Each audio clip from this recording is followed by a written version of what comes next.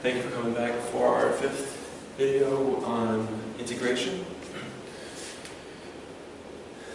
So this video we are going to be talking about the rules for indefinite integrals. So we're going to be doing, we're basically going to be laying out piece by piece each of the important rules for integration. And this will help us lay the foundation out for the next couple videos. We're going to be doing the fundamental theorem of calculus, and we're going to be applying the fundamental theorem of calculus so that we can evaluate things such as areas underneath curves.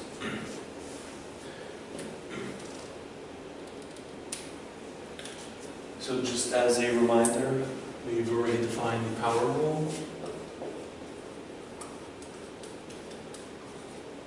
The integral of x to the n dx is equal to x to the n plus 1 over n plus 1 plus c.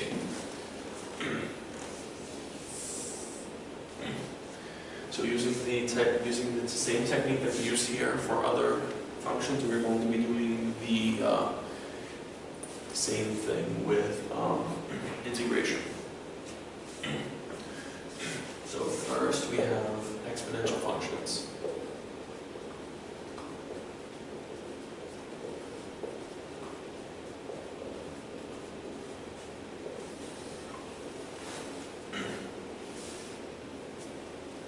So first we have the derivative of e to the x. We've already defined as e to the x. So using the same technique, we're going to prove that the integral is also e to the x.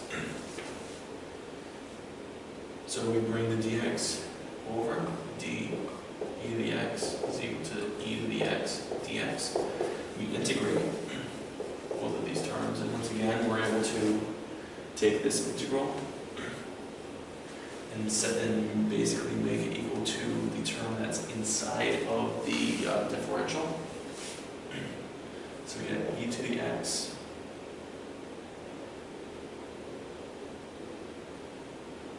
plus c is equal to the integral of e to the x dx.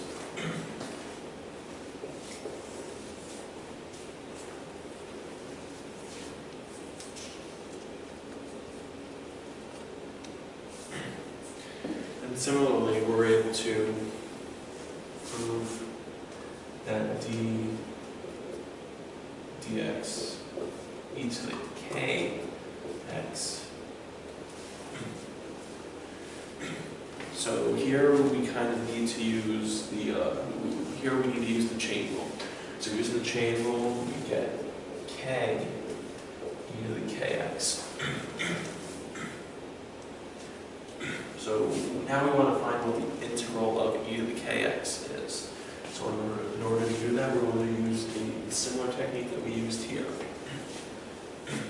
So we have d e to the kx is equal to the integral of k e to the kx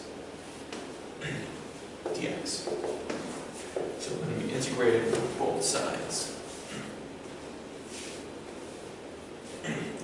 And similar to how we did in the previous video, we can bring the k outside of the integral because k is a constant. So we integrate this, we get e to the kx is equal to k integral e to the kx dx. We just need to divide by k. And let's not forget to see that that's something that even I forget sometimes, that we need to include the c after integration. So now we're going to divide by k, so we have integral of e to the kx is equal to e to the kx plus c over k. So we can just divide this by k. And the k can absorb into the c because they're both constants. So the integral of e to the kx dx is equal to e to the kx over k plus c.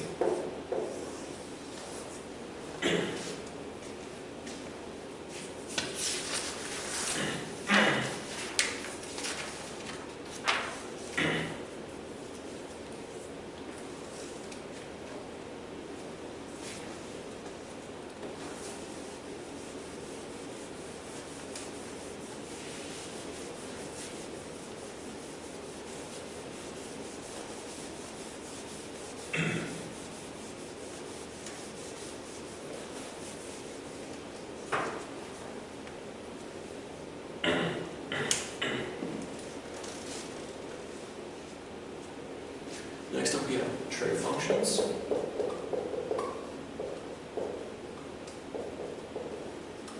And I'm only just going to show one of them. If you wish to try this on your own, by all means go ahead for it. I actually suggest that you do that. So I'm going to do the expression for sine. So we have d dx of sine of x due to the integral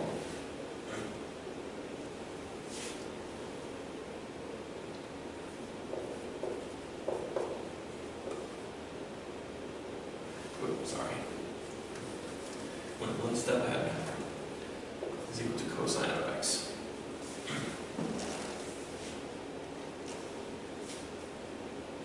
So once again, we can bring the dx over.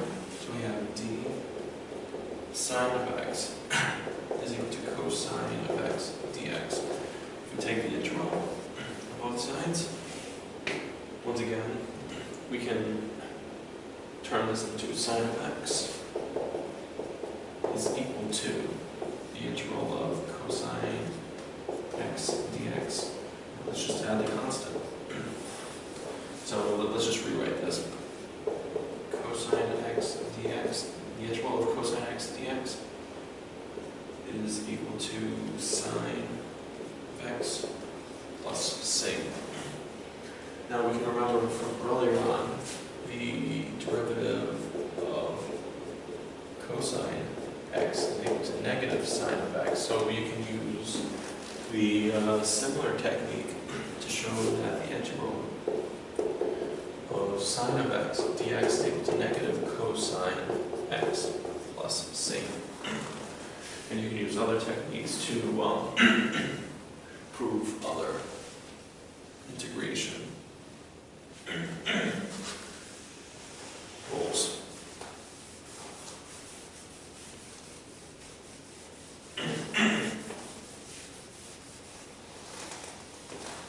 So the reason why I've been keeping up the power rule is because we want to now try to determine what the integral of 1 over x is. The proof of this requires a tiny bit of intuition. So in previous videos we have proven that the derivative of natural log of x is 1 over x. We actually haven't proven it, but we have shown, we have stated that this is true.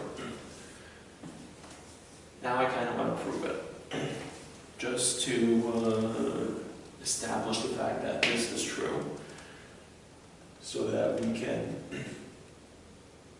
show that, so that we can develop the integral for this, which will end up being natural log of x plus c. But let's just prove this anyway. So we can remember from differential calculus, we are going to want to do implicit differentiation.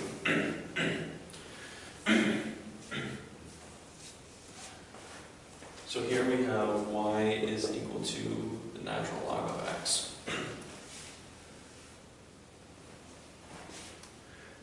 Using this form, we really can't find the derivative because there really is no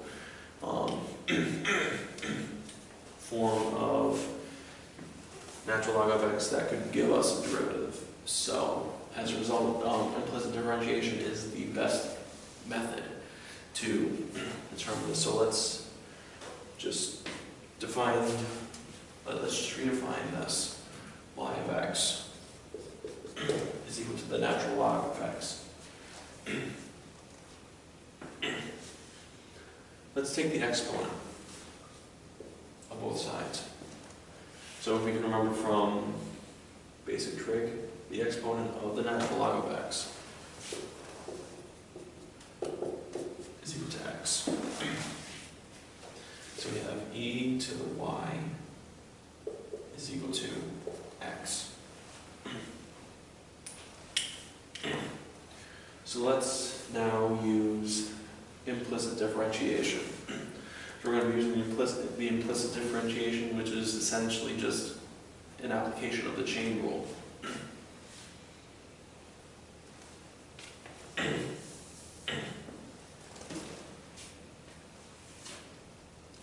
So let's take the derivative of both sides.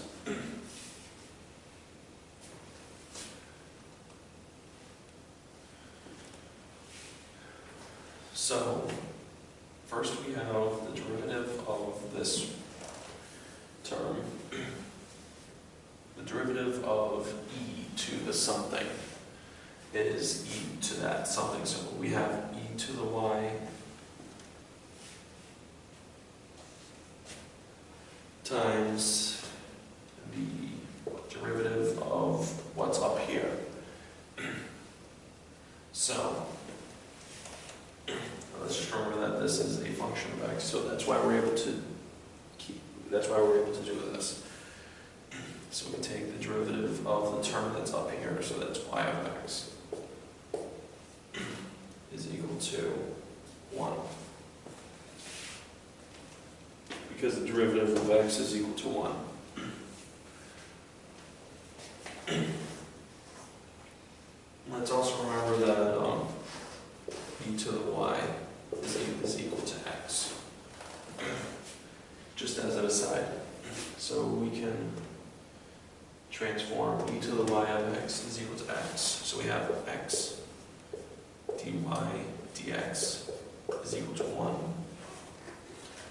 Divide by x, dy dx is equal to 1 over x.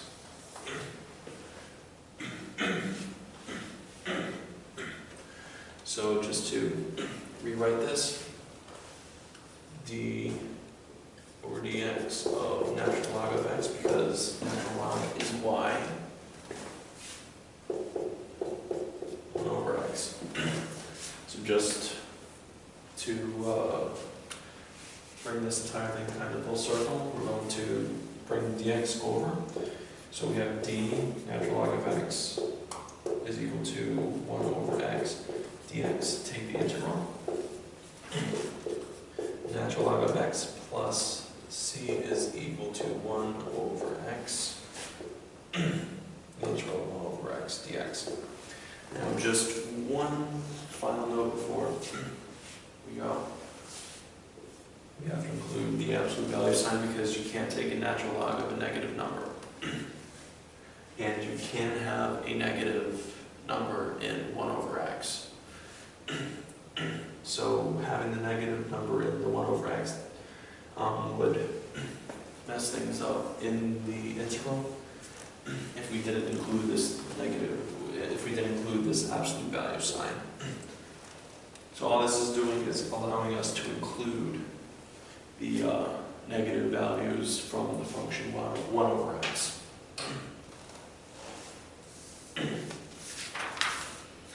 Okay, so thank you for watching this video, and I look forward to seeing you guys again in the next video.